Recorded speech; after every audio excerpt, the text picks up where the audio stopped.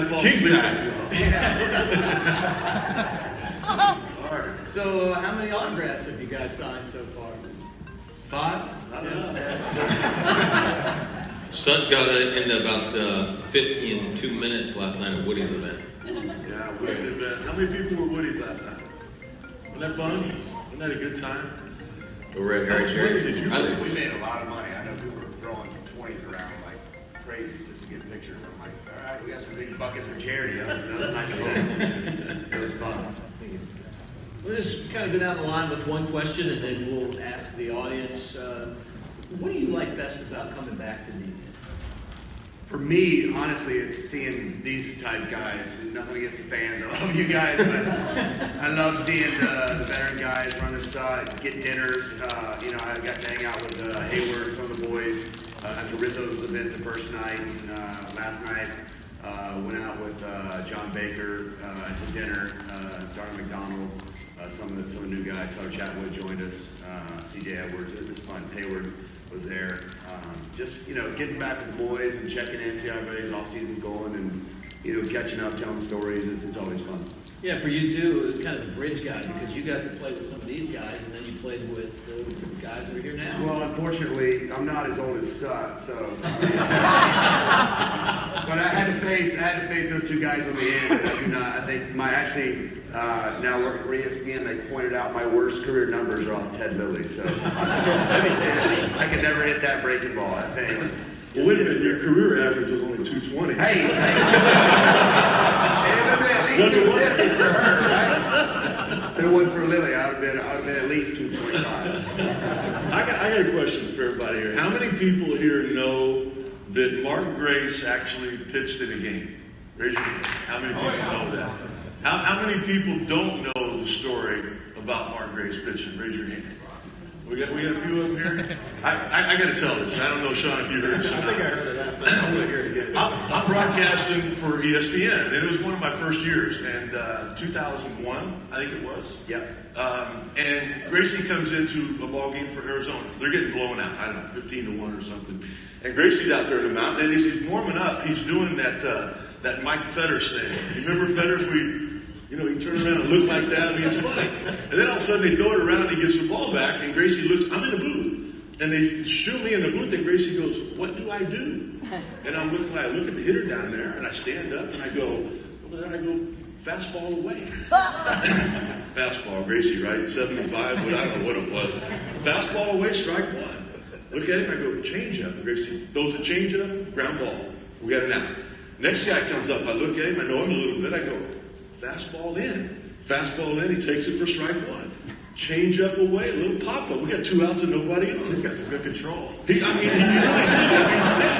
He's making you look like a good pitching coach. I thought I'm in the wrong business right here. So now this third guy comes up, and it's some kid that I never heard of.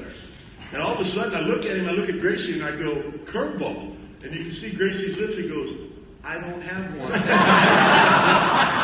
So I go, fastball away. The fastball away ended up hitting the facing of the restaurant in Arizona up there.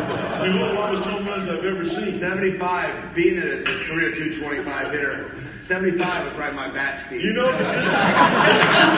could hit 90 to 100, but 75 is right where I like it. So take it here. You come walking up, take it here, and then take me around the bases just real quick. I hit it, and I knew it was, well, he was throwing those first pitch heaters to all the guys. I'm like, he throws that to me. I'm swinging, right? Like, I mean, I'm only in the game because we're killing them. You know, I went in halfway through, got my first hit, and he threw that first one in there, and I hit it. And I'm like, okay, keep your head down, run hard. He's screaming at me, you gotta be kidding me, you're stealing all my thunder. And I'm like, oh God. Just don't shoot. He around the bases yelling Screaming at me. You gotta be kidding me. You can tell your kids your first home run was off of Mark.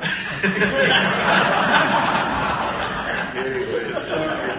That's one of my favorite stories. How's it going? We won't forget your last. Yeah, and the last one was cool too. Two nasty lefties, I like to tell everybody. Gracie and Andrew Miller. Don't you retire after you take Mark Grace, dude? You don't retire after you take Andrew Miller, do you? Hey, that's one of those, like, you know, the eyes closed swing, and thank God it went out. Still, I hit that thing, it was like, saw Rajay Davis backing up, and I'm like, if this guy catches this ball, I mean, I just let in 2 runs when I was catching, you know, one off the mask, and I'm stumbling everywhere, and I hit that ball, and I saw Rajay Davis going back, and I'm like, if he catches this ball, I'm going to run right off the tunnel and right. That's just it. That's all I've got. You don't have to remember. You got to help me with this. I'm sorry to dominate this thing, but I did the World Series in '13 for MLB International. Game 5, Game 6 in St. Louis. Yeah. Double down the line. Yeah. Ground rule double. Take me back. What score? It was 1-1, I believe. It was a tie game, and we ended up beating the Cardinals in Game 5 to send us back to Game 6 in Boston. Ended up winning, but Wainwright threw me a breaking ball. Huge hit. Yeah, big hit. Late Yeah, game, I stopped that year too. I don't know how I got that hit. Teddy right then? Was that Teddy? I think that it was Teddy. You were out by 13. What was your last year? Yeah, 13. 13. Yeah, okay. So you got 2 more years in the big league just because of him, huh? Probably. I was an out. They're like, you hit lefties well. I'm like, no, I don't. Not those 2 guys down there. So by the time Marsh came in, Sean came in, I was already pitched in for me. Like, you're done. Sean, who was the guy that owned you? Well, a couple guys that owned me, unfortunately. But Billy Hall. Bill Hall for the Brewers. Yeah, he raked. He crushed me. I had no chance.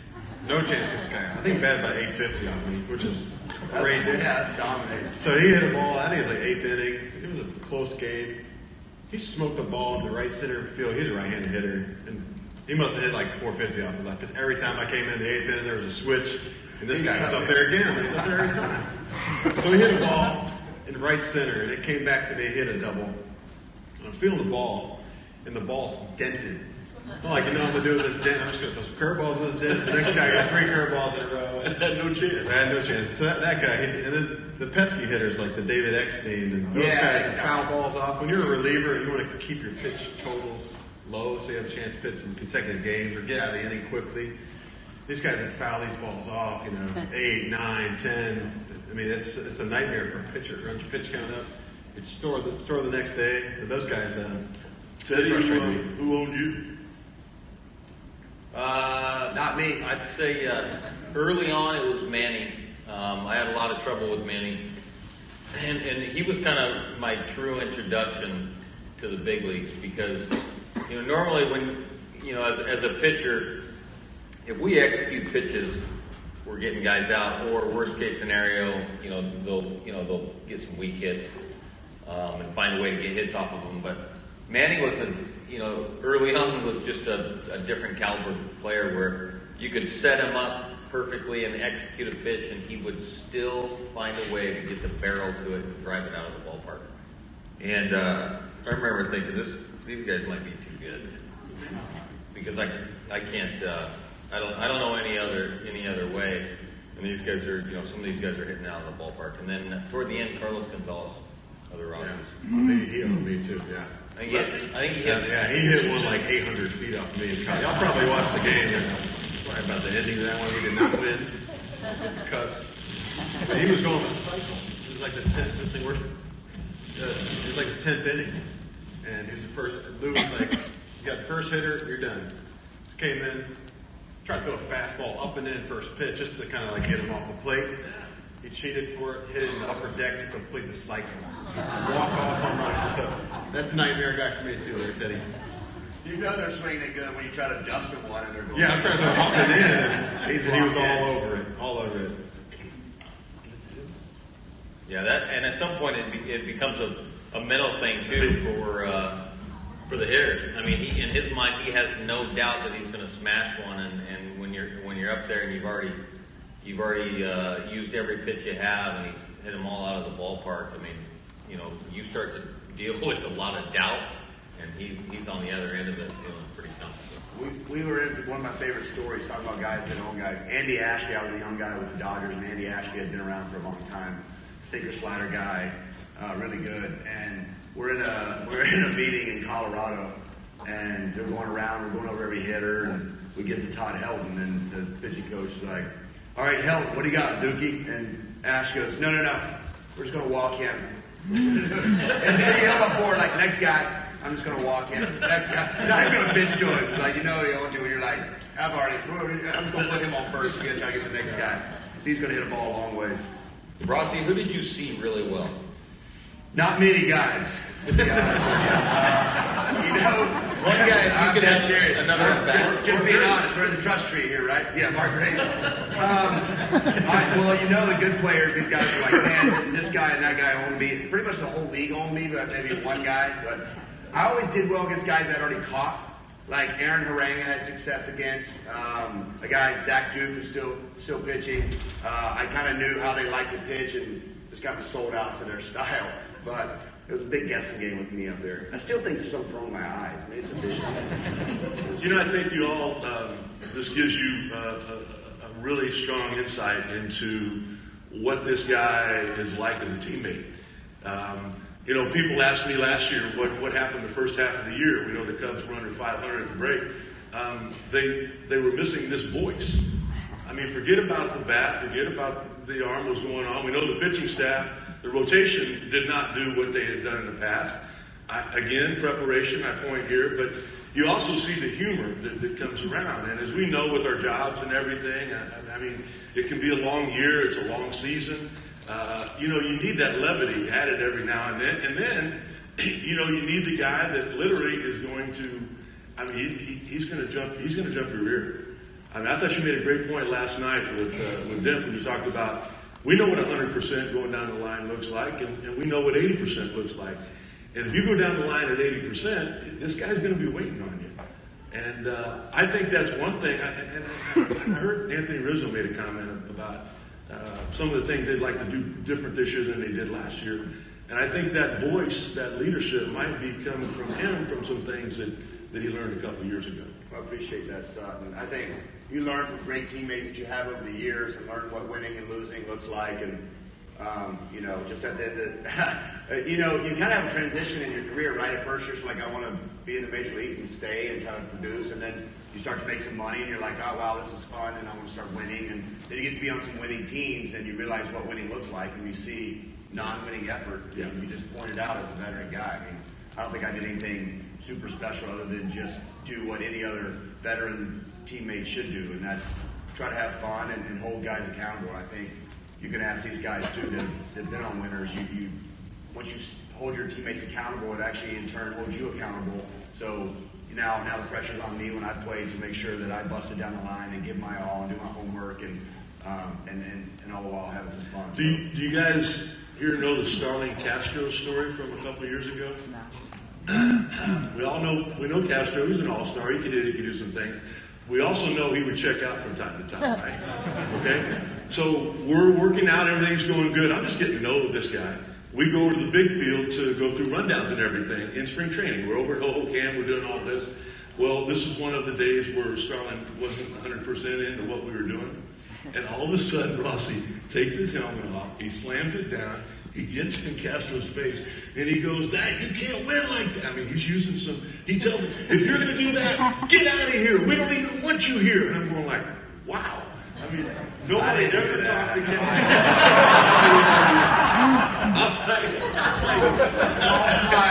I'm telling you what, man, it was, right away people knew that things were going to be different around there. And as you guys know, with the help of this guy, a lot of us got to see the World Series. These people think I'm nice. Stop telling them. I will tell you one thing, Sean, you were talking about knocking somebody down. One thing I know, if I would have ever faced David, I would have never hit you. You would have got me right in the ear hole. No, because I had a rule that I never hit anybody that I knew I could get out.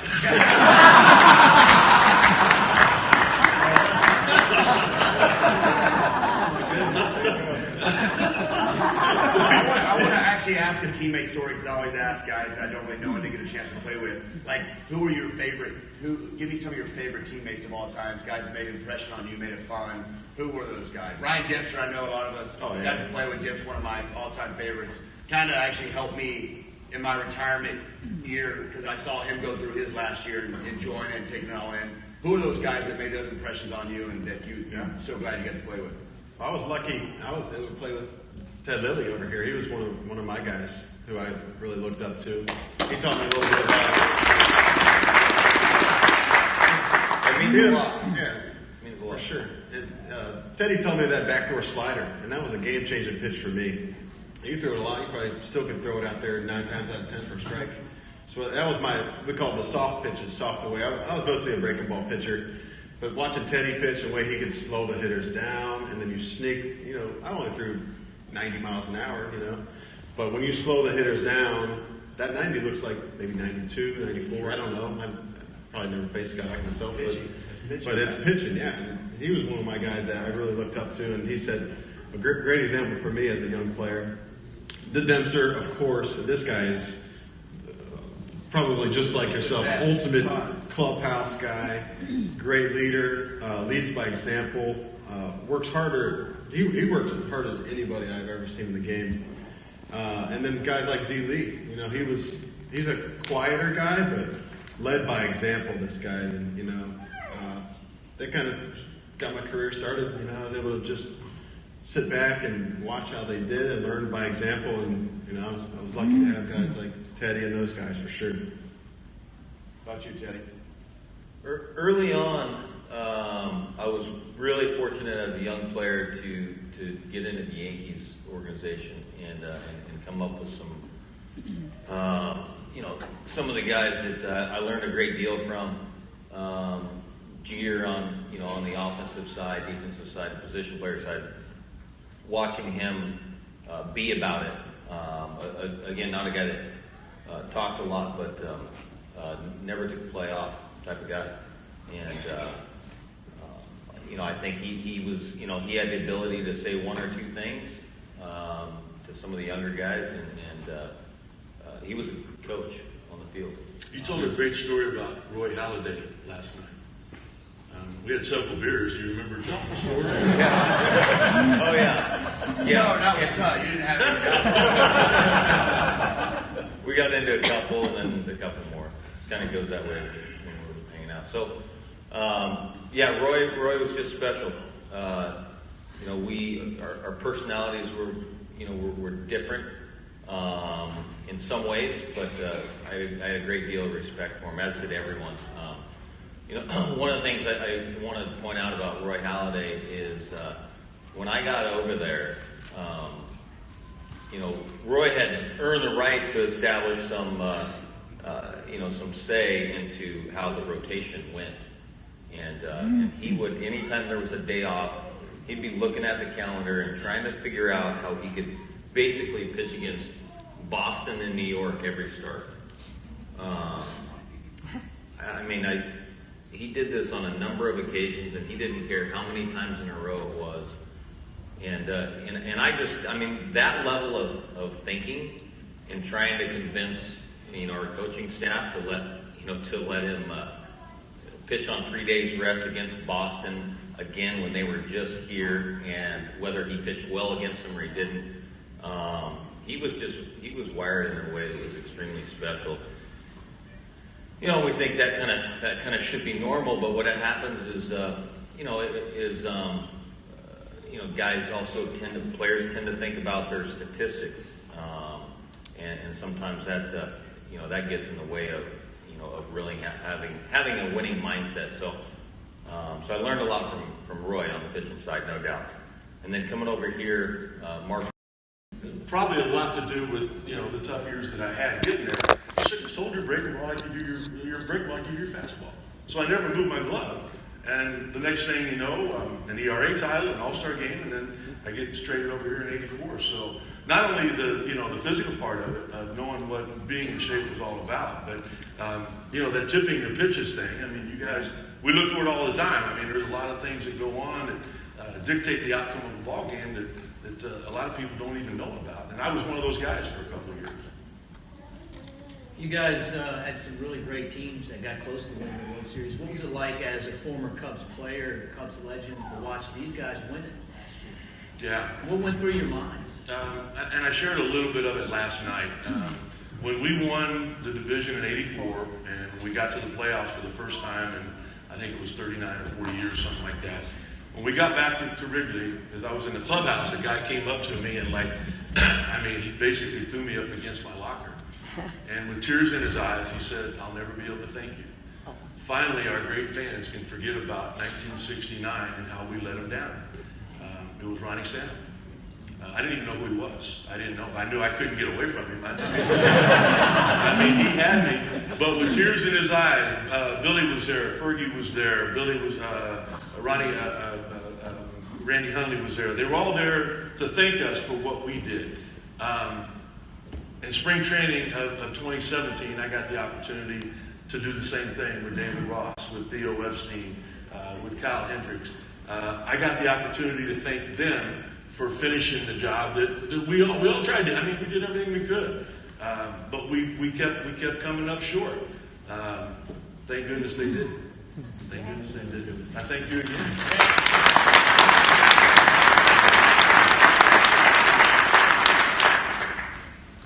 A little weight off y'all's shoulders too, right? You don't like that? Man, that was good. It was so exciting just to be a part of the Cubs family. Once you're a Cub, I think you're always a Cub. You are a huge Cubs fan after you've played with the Cubs. To be at that ballpark in such a nostalgic part of baseball history every day as a home player is unbelievable. You guys make it extra special for us, and I'm so glad that 16 team won it for you guys, but for us and the whole world. Cubs fans are everywhere. It's incredible. You guys make it really special for us as players. Thank you. Thank you.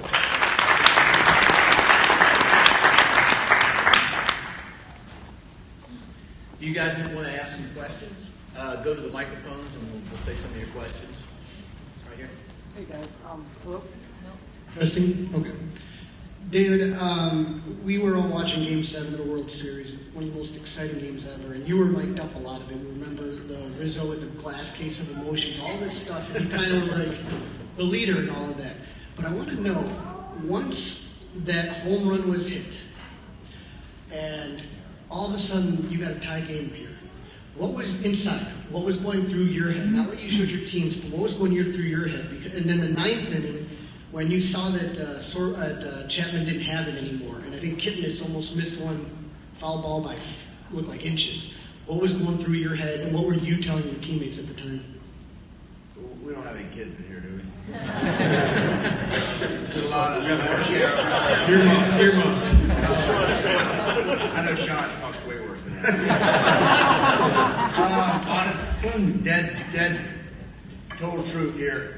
I am pretty good at about seeing positives and finding the positives in things, and I couldn't do it right then. I honestly it was probably about 2 batters worth of me being, you gotta be kidding me. And I couldn't shake it. I felt physically depressed, mentally depressed. I couldn't even focus on the task at hand. How did that just happen? As a catcher, you call a game, and it's just natural to second guess your pitch calling. It just always happens. And I had called probably 16 fastballs in a row. At the end of the day, I'm like, just hit it at somebody. It's 100, right? I'm thinking, I can hit 100. How is he gonna hit 100?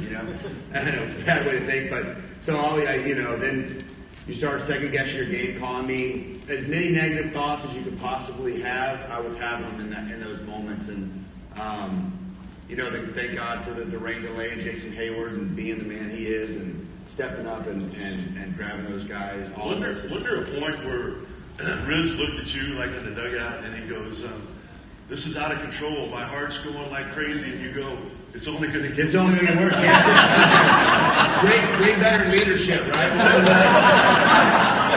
I'm supposed to be this leader and this guy that's been. I've never been to Game 7. I've been in a World Series before, never Game 7. And I'm sitting there going, we've got this lead, and everybody's excited. And I go back to it's the same feeling I had in San Francisco. Jake Arrieta went to Bumgarner deep in the second inning, and you would have thought we won the World Series that time. The dugout was going bananas, and I remember thinking we've got a long way to go. You guys know how baseball is, especially the playoffs. It's a long road. We end up losing that game, so I go back to those moments we had that lead, and I'm like, just keep taking it pitch to pitch. I understand being in those moments, it's so hard to not get in the big picture, like we're fixing to win the World Series. No, let's win this pitch, let's win this inning. And you see, baseball has a way of coming down to being crazy like it was. And so, yeah, I was a nervous wreck when Riz came up to me, and I'm trying to give him some good advice, and that's what I gave him. Hey, man, yeah, things bad now. Wait till you got a 3-run lead.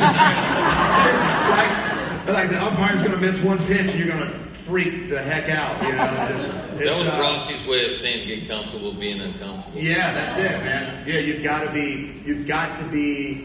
have to stay the course. It's so hard in baseball to keep that mental focus on the single most important thing, which is making your pitch, or as a pitcher, or doing your homework as a catcher, or focusing on that one pitch and not worrying about the umpire. You can get distracted in so many different mental capacities. The mental toughness, the toughest team is going to win in those situations. And again, thank goodness for those guys. Mr. Prest, as you were, how did you react with your teammates that ninth inning? Oh man, I mean, when you talking about at the very end of the game, we won the 10th? In the ninth inning, before the rain delay, what were you telling your teammates? Anything? Yeah, you're trying to, I actually let off and had a walk. I let off the inning with a walk. And I think somebody pitch ran for me, I think Almora maybe. That big tag up when we went to second and they walked Riz. And then Zoe got that big hit. But it was one of those things. I was still trying to keep that focus on me and what I had to do at the plate. Not, I wasn't really raw. I was in the game until I got taken out. So after that, you just go back to stay. We go all the time through ups and downs in a season in the dugout. You have to stay like this. If you start riding that wave, then everybody sees panic, and so you got to stay really calm and try to be yourself. And internally, I was a wreck. I was trying to be external, just to be positive. Sorry, that's a long answer, wasn't it? I'm sorry. That was a good one. Hey Rossi, this question's for you actually. And I know you jokingly say you closed your eyes when you swung, but tell me how catching Andrew Miller and the experiences that you had, understanding what he might try to throw you in that situation, allowed you to be prepared, and when you did get your pitch, you didn't miss it. By the way, that was an incredible ending to just an awesome year for you. Yeah. And I can't believe, as I was reading your book, which was awesome, by the way, twice. Thank you. I can't even read. So the whole time. And the whole time I'm reading, I'm like, they're going to make a movie of this. And sure enough, they are. Yeah. Well, thank you. First of all, it's a very smart crowd we have here. Not because of the book comment, because I haven't really ever answered that question. I did a lot of homework. I know Andrew Miller, and I caught him in Boston, and his best pitch is a slider. And I did a lot of homework, just assuming I'm going to face a lefty, and even have a pitch hit situation. So I actually watched a lot of film on Andrew and saw he shook a lot to his fastball. So which tells me as a catcher, and I overthink things a lot. It's probably why I was a bad hitter, but hey, it just means the catcher's throwing down slider a lot. So he shook the heater a lot in his videos. So after letting the 2 runs in and the game really speeding up on me, I was on deck. I'm telling myself, all right, just get in the box, slow the heart rate down, and see a pitch. First pitch he threw, slider, I swung out of my shoes. Right? So now I'm like, okay, idiot, slow down. Take a pitch. Like, just take one. Then he threw me a slider right down the middle. And I was like, well, now you're really screwed because you just took the only pitch you could probably hit, right? You're messy. And the next pitch, I remember he threw me a fastball up and away, and I saw it. I went into my 2-strike approach, choked up, just tried, like, hey, just put the ball in play. And I saw the fastball. And I was like, all right. You saw that one, now, stay on that. And sure enough, next pitch, he shook. Something in my brain was like, that's a heater. That's a heater. And he threw a middle right down to my bat. And again, I hit it, choked up. I didn't think I hit a homer. I was choked up, just trying to put the bat on the ball. And thank goodness it carried out. And Rajay didn't catch it because I really was just going to take it home. Thanks. Great question. Thanks for the book. Thank you. I thought you brought up a good point too about last year. I remember going to spring training, and the first thing I noticed as the Cubs were doing their work was it was quiet. Like you weren't there, kind of, keeping everything going. I mean, it was, and it was like we were all kind of looking at each other like the press people. And someone's going to kind of pick that up, right? Yeah. I mean, I think you said Riz. You can't fake it. Yeah, you can't fake it. Yeah, it's like D-Row. I mean, I got to know D-Row through Brian McCann's a good buddy of mine. They're like best friends. And it's the same kind of thing, those personalities. And honestly, when you hit 220, you better bring something to the team. Yeah, I like to have fun and stay positive. I've learned that from a lot of great teammates. Again, I don't want to take credit for things that were taught to me by other great teammates. It's like I watch other people and how they affect me and how they like tell you things. And guys, again, like Brian McCann and that I've played with, Dave Roberts, that whenever they approach you, they say positive things. You guys know those people in your work that you just like being around. You like when they say it. And so I started thinking like, what he's saying, why don't I try to do that to others? And because we should all. I mean, it's a hard game. It's a game of failure. So the more positive you can be, the better, in my opinion. For starters, Sutton, Teddy, how did we go? It spans David's career, but how did we go from you guys being 200 innings or bust, you're mad when the pitcher takes you out, to 6 innings and 3 runs as a quality starter? I mean, it seems like the starters used to go a lot deeper when you guys played. You know, I think Tony La Russa, I think Joe Torre, I think the success that they had by taking care of the 7th, 8th, and 9th inning. I think with La Russa, you know, it was Eckersley and Honeycutt, and you know they had a couple of guys, and then Joe Torre with all of the championships, where it was Mariano. First it was Wetman, Mariano leading up to that, and then they had Nelson, the right-hander. They had Stan, the left-hander. I think what happened, I can remember back in our day, you know, if a guy after 5 or 6 innings said he was done, I mean, he was frowned upon. I mean, you just didn't do that. I mean, there was hardly anybody would do that. But what La Russa would do and what Joe Torre would do, they would, you know, and I don't mean to switch on, but like, hey, great job. That's all we need. We got it from here. We got the plan set up. So those guys now that go 6 innings, they actually, you know, go to the clubhouse feeling pretty good about themselves because that's what they were asked to do. I think it all changed because of the success that those 2 Hall of Fame managers had. That's just my opinion. You know, it'd be tough with our mentality to, you know, I'm leading 1-0 going out in the 7th. You're not going. I mean, that's like my fireworks story. You know, I mean, you've heard that where I got a 5-1 lead and going out for the 9th inning in Cincinnati, and you know the old Riverfront, you know, dugout. Don Zimmer yells down to Mitch Williams and Lancaster, "Get going, get up, get going right now." Whoa! I got a 5-1 lead. I got 3 outs to get. I yell at Lancaster and Williams to sit down, and you know they sat down too. So Zim, your little fat butt over there, you messed up we lost 3 in a row. You messed up the last 3 games. You ain't messing this one up. And he sat down. Then what happened? Now finish the story. You know the story? I think I know the story. I get the first 2 guys out. You narrate a great story. And I hang a breaking ball to Paul O'Neill, and he hits it out. And that's 5-2. And in Cincinnati, as you know, when the home team hits a homer, fireworks go up. I'm sure we all had fireworks on us a few times. No big deal, 5-2, right? Eric Davis, the very next hitter, fastball in, upper deck home run. As Paul O'Neill's fireworks are coming down, Eric Davis is starting to look back up again. Now we got a problem. It's 5-3. The time runs on deck, and we don't have anybody up in the bullpen. So Zim yells out to Joe Girardi, our catcher. He says, "Hey, you know, go talk to him." Joe goes, "I ain't going out." He turned to Vance Law, our third baseman. Vance just walks off, right? So he knows he can't come out there. So he sends our little heavy pitching coach, Billy Connors, out. Well, as Billy comes waddling out, I've lost my mind. I mean, I'm yelling at Billy, "Get back!" I mean, what am I doing? What are you getting? Get out! What are you doing? By the time he gets there, now he's upset. And he says, "I'm not out here to take you out. I have no doubt you're going to win this game." He said, "I'm just going to give the fireworks guy time to reload."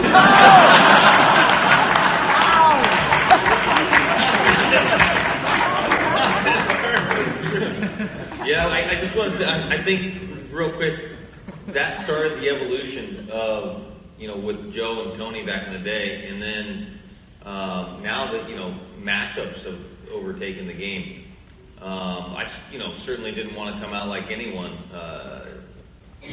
but it just got to a point where there were, we had guys in the bullpen that gave us a better chance, and it was really hard to admit at the time gave us a better chance to win the game in those situations. And I think it's just, with the addition of information,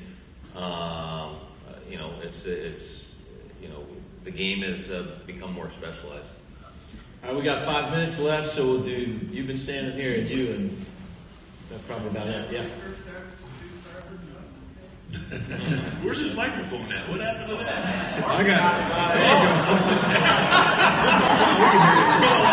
I know. I'm a grandpa and I'm getting old. I can't hear it. it. I think we can hear it.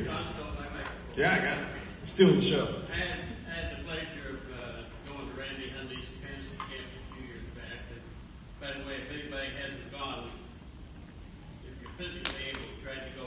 It's a great week. Probably the best week I ever had in my life. But Seth was one of the guys at the camp. I don't know if you still do, but Yeah, I'm sure. he was one of the guys at the camp that week. And I came into the clubhouse one morning, and Rick was the only guy in the clubhouse at the time. He was sitting at the table signing up and talking to baseballs, and I sat down and we chatted for a while. And, all the guys at the camp are great, but Rick was one of the better guys at the camp. I don't say that just because That's so nice of you. Thank you. Thank you. one of the better guys at the camp. It's just because I've never been there. You need to go. And Your fantasies are different than ours. I'm dancing in mine. Sorry, sir. well, Seth was signing the baseballs. I said, this day and age of athletes signing baseballs, I said, they do a lot of shows. I said, how come I don't ever see you in these autograph shows? And he said to me, he says, I like signing autographs, but I don't like going to shows because I don't like charging for my autograph. And I got to give you a lot of credit.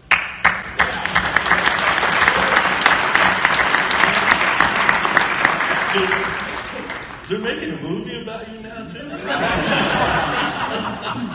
I'm big time. I keep asking my wife, like, hey, you realize how important I am? You ain't cool here, buddy. It's nice to ride the coattails of a lot of great players. That's why it's nice, right? Make a movie made about me because Rizzo and Bryant and Lester and all those guys are really good. So, what happened when you retired? You guys all know that baseball's a business too, and Sean, you were a part of one of the first trades that Theo made.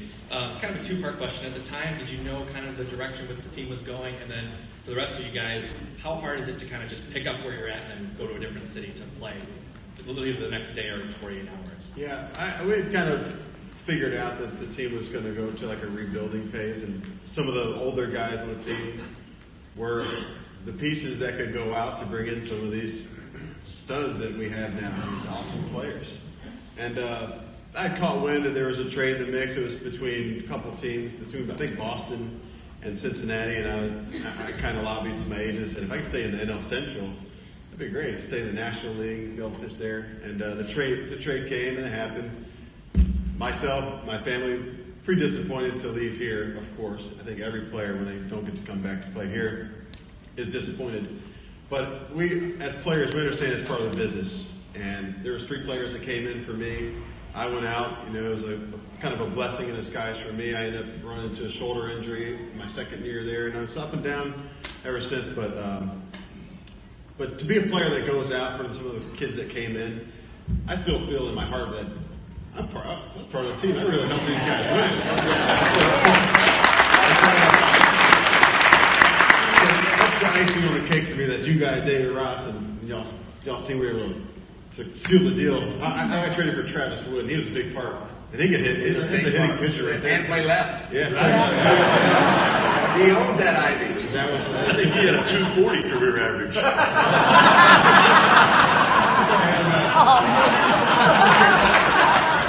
Never hit. We were talking last night. There's a difference between funny and mean, and I apologize. I own it. It's all right. It gets better when I look at those rings I got in the house.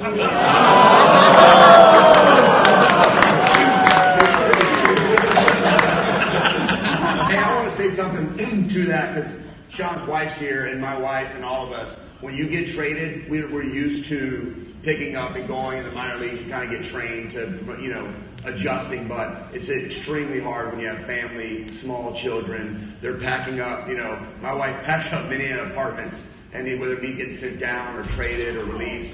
I mean, it's one of those things that the family aspect is what people don't understand, and the sacrifices that your kids and your wife make, and a lot of the reasons why I end up retiring is because you just see the sacrifice that they go through all the time, and at some point, you gotta kind of be be unselfish and take them out of that lifestyle because it's time for them to live their life. But the hard part on that is more on the family than I think the player. Yeah, the wives are rock stars in this business, man. You gotta have a strong, independent woman to live this crazy life. Well, our time's up. Hey, how about a big round of applause for these guys?